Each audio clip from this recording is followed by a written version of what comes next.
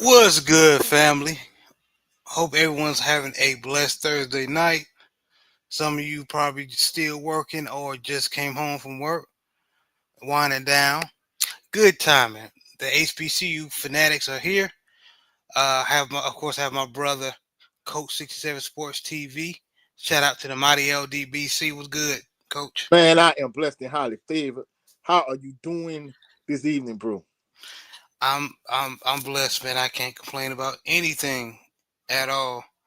But just want to talk about some recruiting, man. We're gonna go right into it because, like I said, we're gonna be here for a good time, not a long time. Uh, so, uh, so on social media, it came out just for high school recruiting. The top five HBCUs who've been doing very well according to 24/7 Sports. So number one is Jackson State. Number two is Prairie View A&M. Number three is Coaching Southern Jaguars.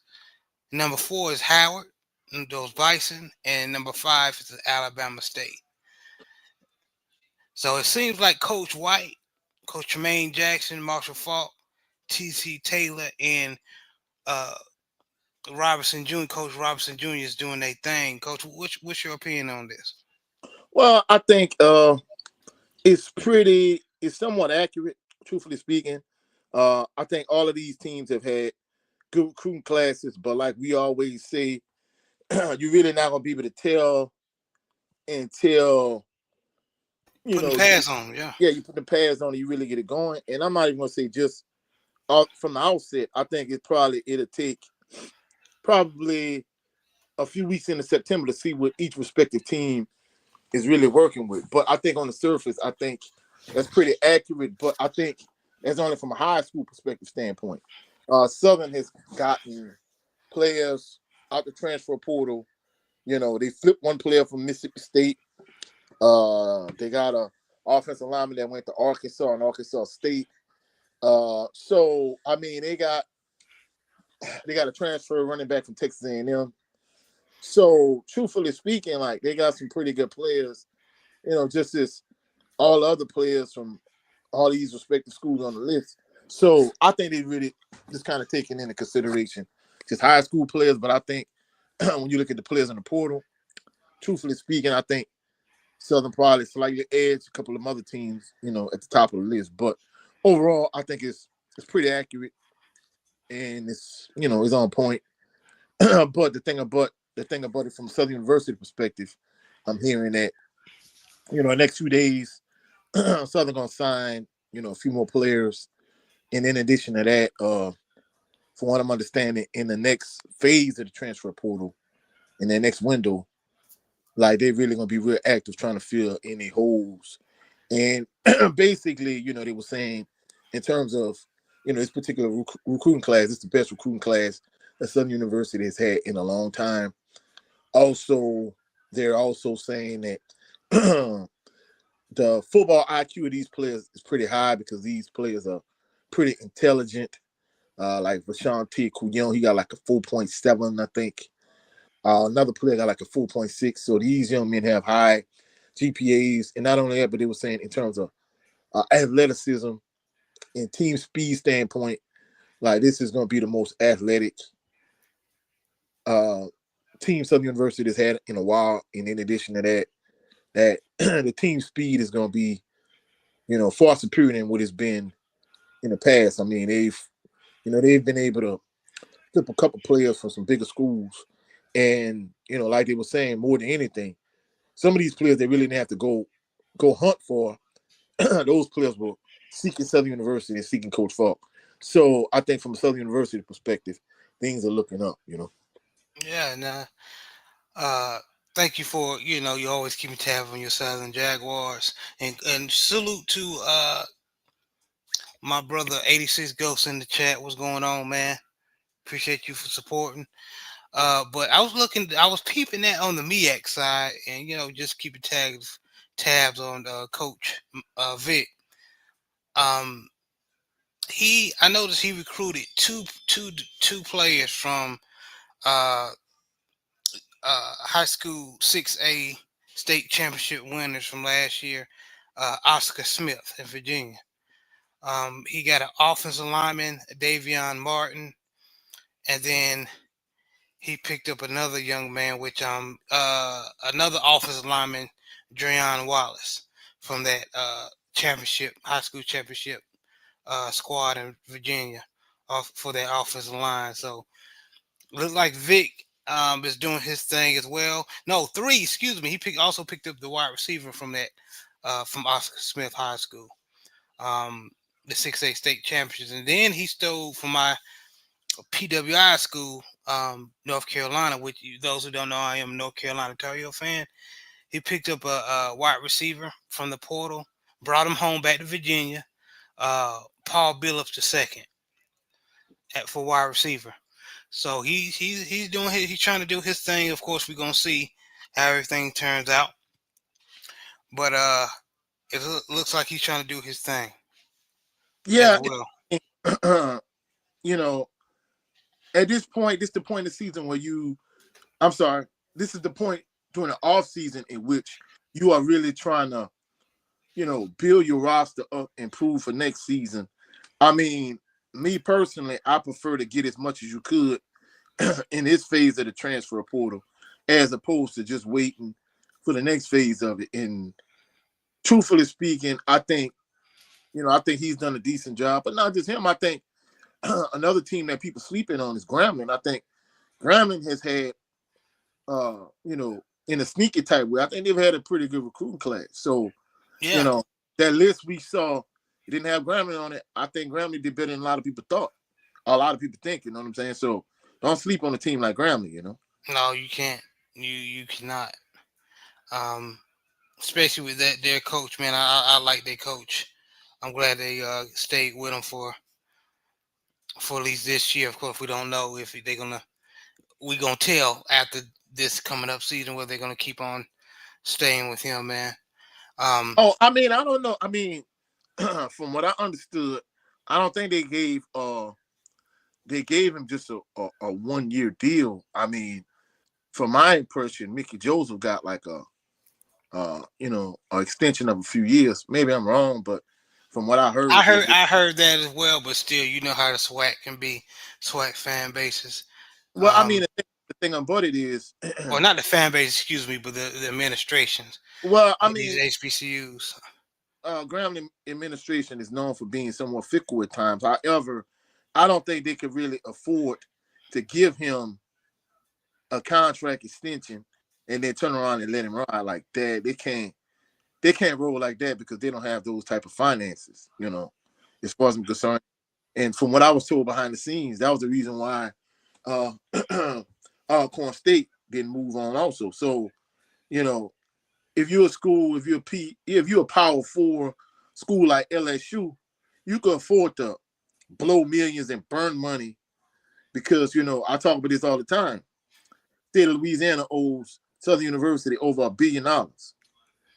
So if they owe Southern over $1 billion, I would say they owe Grambling over $1 billion. Mm-hmm. But I see they don't owe LSU not one single red cent. So LSU has money to burn. LSU has, from a booster standpoint, they have like multi-million-dollar boosters. They have multiple companies like multi-million and billion-dollar corporation that dump money into LSU. So LSU has money to burn. They could pay coaches like Coach O and Brian Kelly just to go away so they can get a coach like Lane Kiffin. Whereas, schools like Grambling, they don't have that type of money to blow. In fact, realistically, just like reparations, the state of Louisiana owes Southern and Grambling money. So Grambling just don't have that money to just give Mickey Joseph and pay him the league. So they can't afford to give him an extension and then say, all right, well, hey, we're gonna give it to you now. Nah. Unless they got some kind of opt-out clause or whatever in the contract, which I doubt he would, because a coach like him, he could have easily went to a Power 4 to be like a recruiting coordinator or a Power 4 and be, some type of assistant coach and probably got like maybe 150 to 200,000 more than he getting in Grambling. So at the end of the day, they can't afford to just give him an extension and then let him ride. Yeah. Yeah, man. Another team that I'm looking at, I'm keeping my eye on is Mississippi Valley. How Coach Terrell Buckley does in the recruiting as well. Um, uh,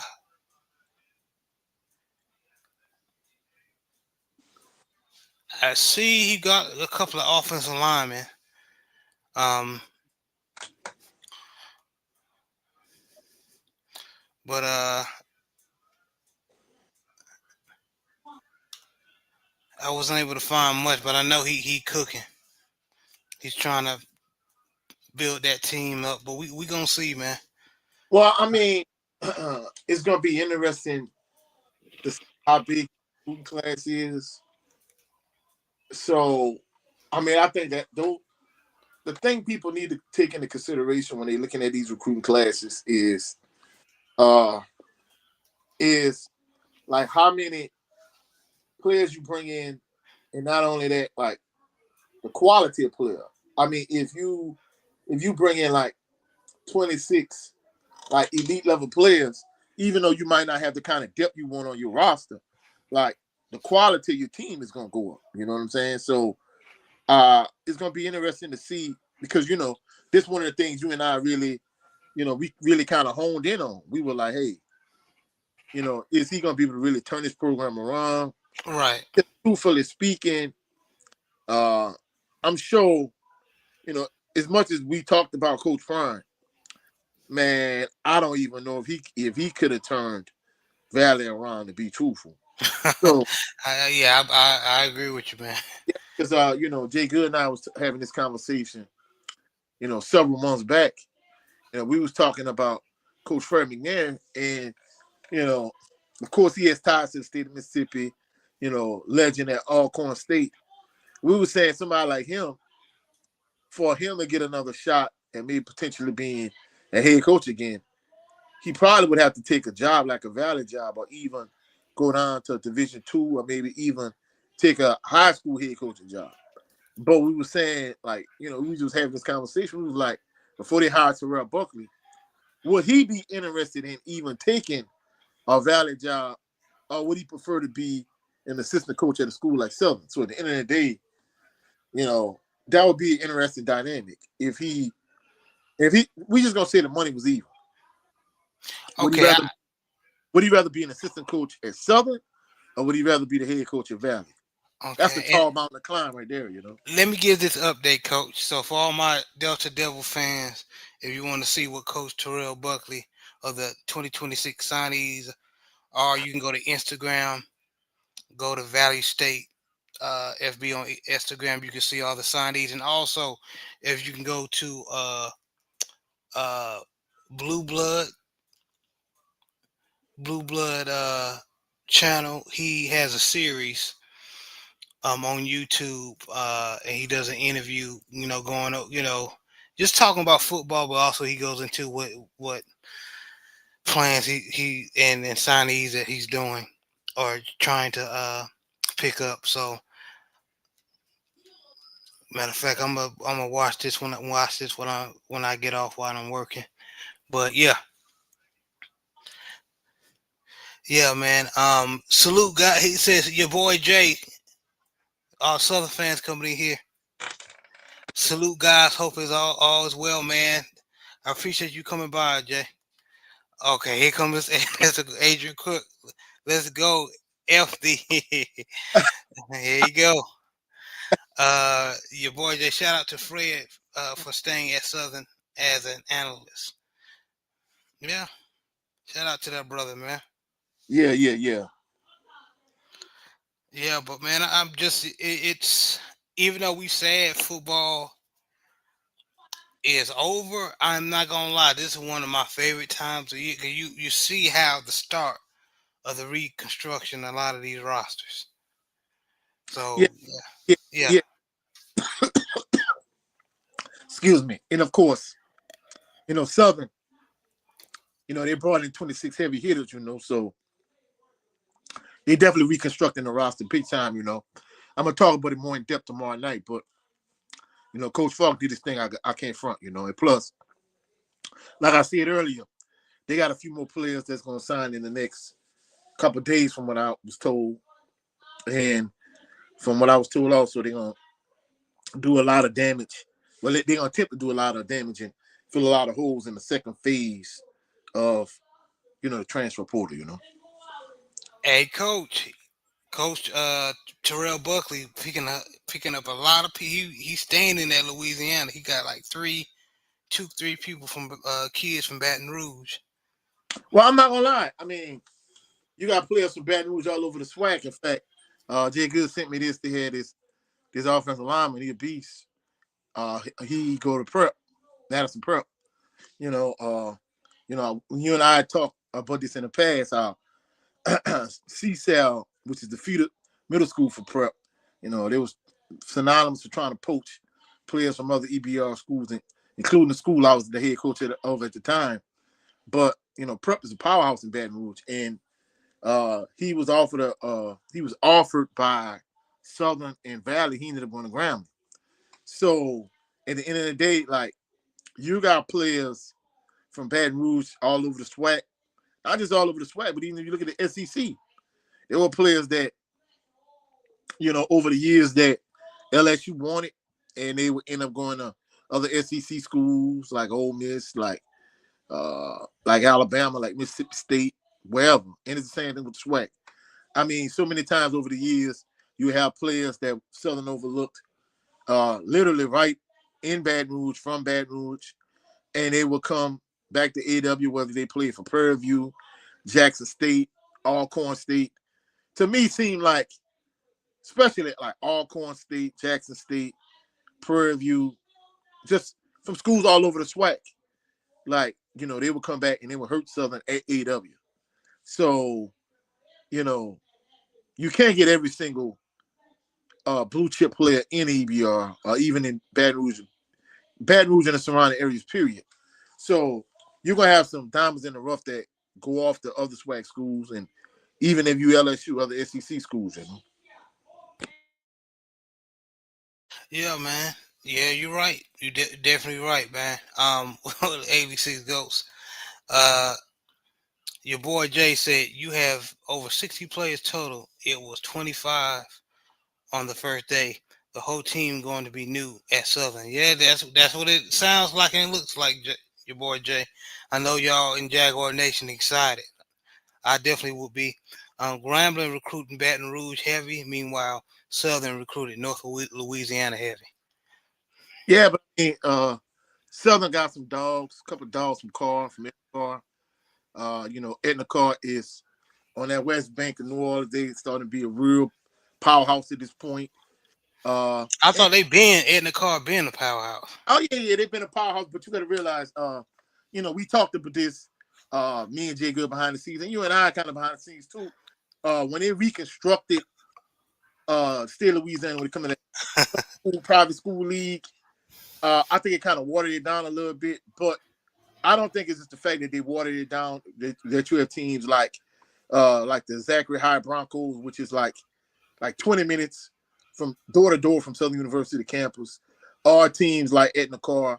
I think those programs were emerging already anyway, but the fact that you reconstructed it, and I'm not gonna lie, there were points where, shout out to Louisiana All-American Sports Network. I do radio broadcasts with them, and there were times like we would be calling games, and during the regular season, like, they would be playing in one class and playing another class. When the playoffs started, they'll be in public school league and private school league when the playoffs started. I'm like, good thing my broadcast partner Eric Hadfield was always on top of that type of thing. But there were instances where, like, I was confused, but hey, are they a select school, they public school, private school, they in this division, that division? Because I've seen, it was confusing to me once they redesigned it, and you have schools playing in one classification during the regular season, they play another classification in the playoffs. I'm like, man, this is insane. Why can't they just go back to the way it was and put teams like John Curtis? Because as dominant as Curtis was when I was in school, I think if you'd have put Curtis in 5A back then, Curtis wouldn't have been doing that type of damage. You know what I'm saying? Yeah. What everybody talking about? Adrian Cook said Graham ain't doing ish. Zachary played little boy plays in the little boy playoffs. But and that's what I was saying, Crook. Like bagging the gap, like even we talk about Curtis. Man, they talk about how dominant Curtis was, how dominant Evanger was.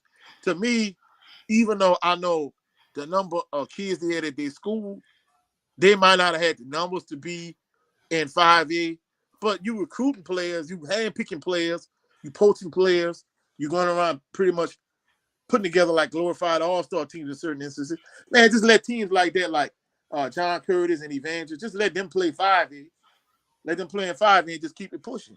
Like all of that stuff they redesigned, I think kind of watered it down a little bit. But but I ain't gonna lie, you saying little boys. I remember at one point, it was some years ago. This was like 2017. I was talking to this chick. She was the athletic trainer at one of these schools, and there's this running back from Harvard. His name is Puka Williams. I think he ended up going to Kansas, if I'm not mistaken. Yeah. He ended up going to a few schools, but he ended up getting in trouble or whatever. And I remember they played against Zachary in the state championship game. And I'm not gonna lie, one of our district rivals when I was going to Assumption, Thibodeau High School, I went and see them when they played against Thibodeau. And I'm not gonna lie, that dude was, when we talking about speed, bro. Oh my goodness. And he's just running all over them. Hey, they tossed him, they gave him a toss going right. This boy reverse field, ran the other way, and ran it for a touchdown. They called it back, drew the holding. Then he turned around next play and ended up getting like another 35-yard run. The next play, I said, God, dog. So that year, for them to beat Harvard on the way they did, I'm not gonna lie. I ain't gonna say they were playing little boys, because guess what? Harvard had a little squad that year. Now, they didn't have no passing game, but they had an all-world running back that year, though, you know what I'm saying, with Puka Williams. Mm-hmm. He said, I played Mendon, Washington, Marion, St. Thomas more than John Curtis in the playoffs. Yeah, In and Leadville. my ex, she graduated from Neville, and it's going to show you how, like, Carr really has emerged. I remember back-to-back years. One year, it was in on the West Bank at Carr in the rain. They beat the brakes off of Neville. Then the next year, we went up there to Monroe, because that's where she's from. And I kid you not, bro, Neville was beating Carr 21-0. And Carr came back and scored 44 unanswered points and went to Neville and beat the brakes off of Neville at home. I said, dang, bro, you up 21-0 and you come back and you get smacked like that. So they're going to show you Carr ain't no joke, you know what I'm saying? And, we talk about this all the time. I remember one recruiting class, man, Carr had like 20-some D1 players. They had players all across the country, all across the SEC, and all across the SWAC. And Southern didn't have like not one. But, of course, Coach Falk, he's starting to tap into that Carr market, you know what I'm saying? Yeah, even Coach Prime got somebody from Edna Carr. I think it was a wide receiver or something like that. Oh, no, I'm not going to lie. Carr be having them dogs, you know what I'm saying? Yeah, they do.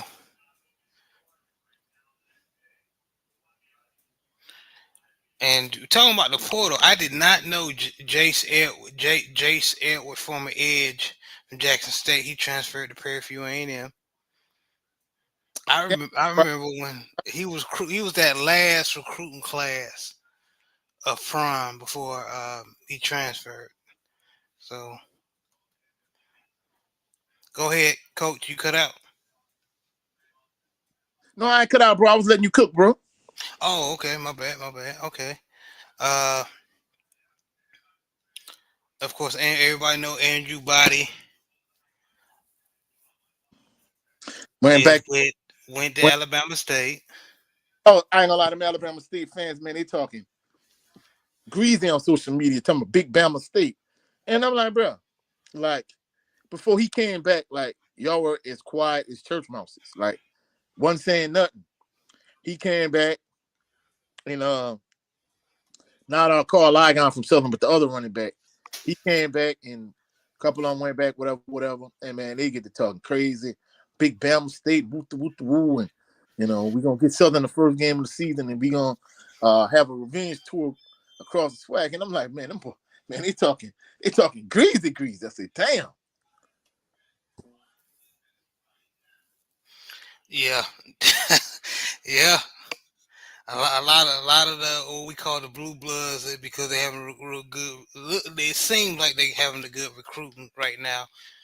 Like we said, we have to see what they look like when they put on the pads. Yeah, they gonna be talking. They gonna be talking mad shit. Big Reg, what's going on, brother? He said, "Salute, fellas. Y'all make sure y'all go ahead and support this the Big Reg man and 86 Ghosts, good content creators."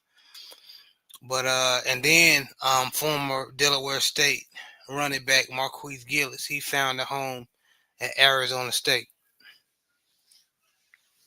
Yeah, I mean, I hope he go there in, like he said, he got a 5-year-old to feed. You know what I'm saying? So you can't knock his hustle in terms of him trying to get his bag. You know what I'm saying? But too often, I mean, don't get me wrong. In some instances, some of these players, these white players, they go to PWIs and power fours and short it behind. But in other instances, sometimes they go to these bigger schools and they really don't have the shine that they had in the SWAC. You know what I'm saying?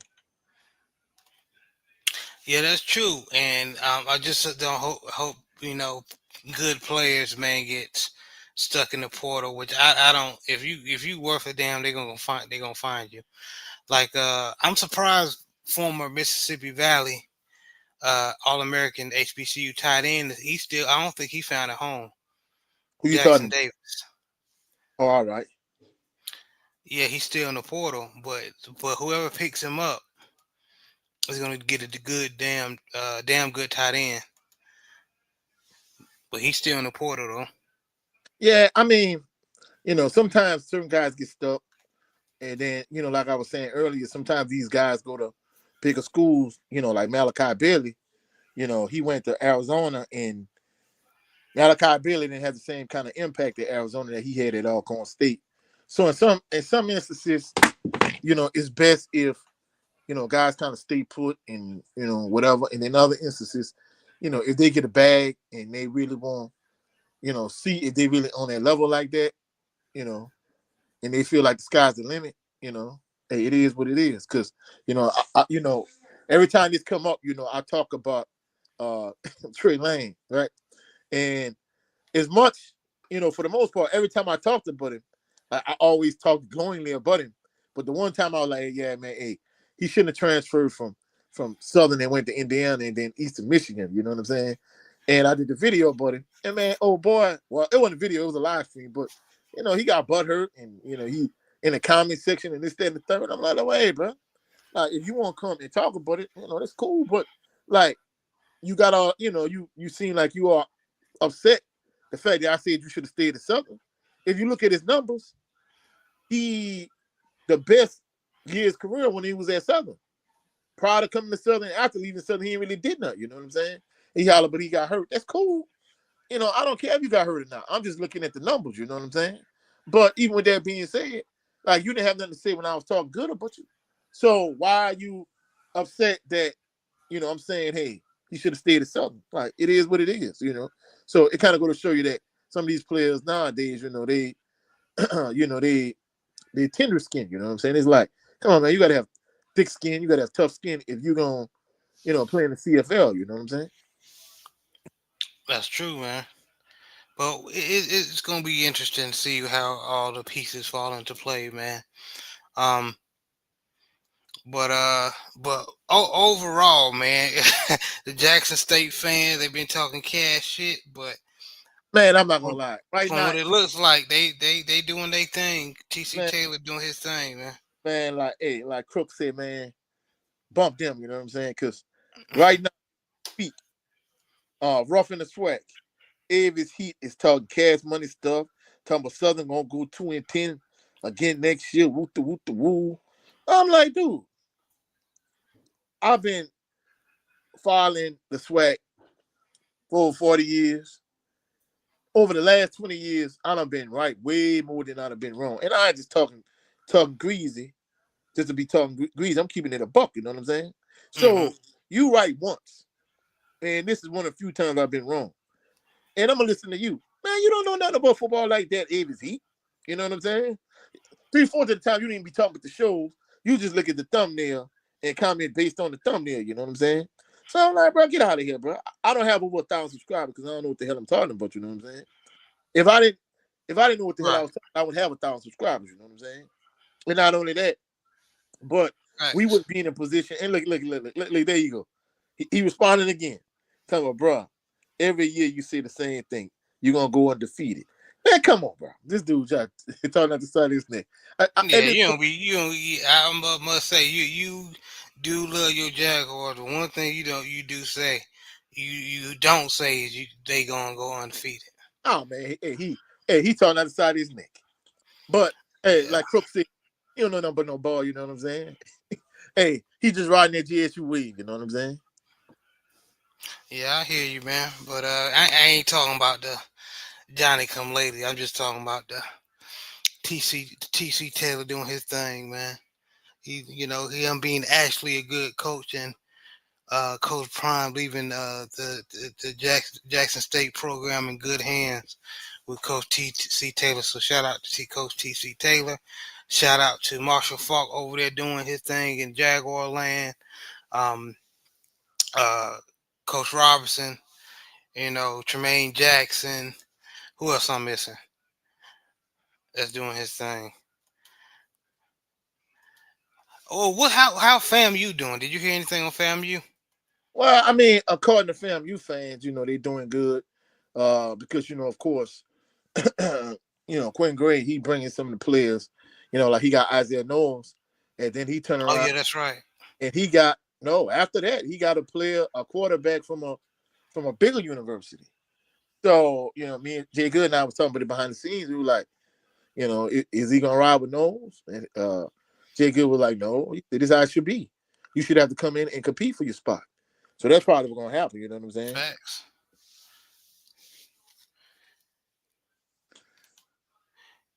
Okay, wait till the graphic for the 6'9" sec tight end. Coach Falk sign. They can cry more when they see that. Yeah. They flipped this guy. He was supposed to be going I think Virginia Tech, and they flipped him and he ended up coming to Southern. That's what's up, man. But of course, I'm a deep dive, really deep dive tomorrow night on my channel. You know what I'm saying? Yes, sir. Yes, sir. Y'all make sure y'all go over there um, and support Coach. He be cooking over there, man. Um, well, that's all I wanted to come over here and say tonight. Coach. Anything you want to add or anything you want to relay? Well, I mean, more than anything, I think we talked about it at the top of the show in terms of the top 5 recruiting classes. That's strictly high school. That's not including the transfer portal. Yeah, now I created the transfer portals. Yeah, Yeah, including the transfer portals. Yes. I mean, in addition to that, uh, you're gonna have, Southern gonna sign even more players in the next 2 days, whatever the case may be. So, when they say Jackson State 1, PV 2, they just talking about this high school. I think overall, I think Southern got the best recruiting class, in my personal opinion. And overall, I think this is an exciting time of year from the standpoint of it gives you something to look forward to headed into the spring. You know what I'm saying? Facts, man. But Coach, let everybody know where they can meet you and see you, man. You can catch me at Coach67Sportstv on all social media platforms. However, I'm primarily here on YouTube. Tomorrow night, I'm gonna have a special Southern University uh, uh, National Signing Day special. So be certain to come over on my channel tomorrow night and check me out. I don't know if I'm gonna broadcast with the Louisiana All American Sports Network tomorrow night because they're doing a high school basketball game. But more than likely, I might not be to make that because I already committed to my subscribers on my channel. You know what I'm saying? Yeah, so please y'all support this brother, man. Appreciate everyone who come in. Just like I said, we're gonna be here for a good time, not a long time. Thank you for everyone that came in. Adrian Cook, your boy Jay, 86 Ghost, Big Reg. Thank you, Coach, for taking time out your schedule doing the show. Yes, Appreciate sir. you, brother. Sir. We trying to get the 500 and beyond, so y'all keep supporting, man. Um, of course, catch the Southern Baller Show every Sunday around 3:30 p.m. Central Standard Time, if able. And then of course, the wire analysis on Saturday mornings, and also not Black. HBCU Fanatics, but Black Man's Perspective. Yes, sir. Um, but if there's nothing else, Coach, because I want to make sure you get everything else out. Uh, no, that's about it, bro. I mean, I know people gonna be like, man, this is kind of short show for y'all tonight, but we trying to keep it short, sweet, keep it pushing. Yes, Uh, sir. hopefully we get y'all some more content on this particular channel come Saturday if everything goes well with the three of us. Then we gonna get y'all pump out some more content. You know what I'm saying? Yes, sir. That is the plan. But y'all, I appreciate y'all coming by. Shout out to the mighty LDBC. Y'all be blessed. This was another episode of HBCU Fanatics. Peace.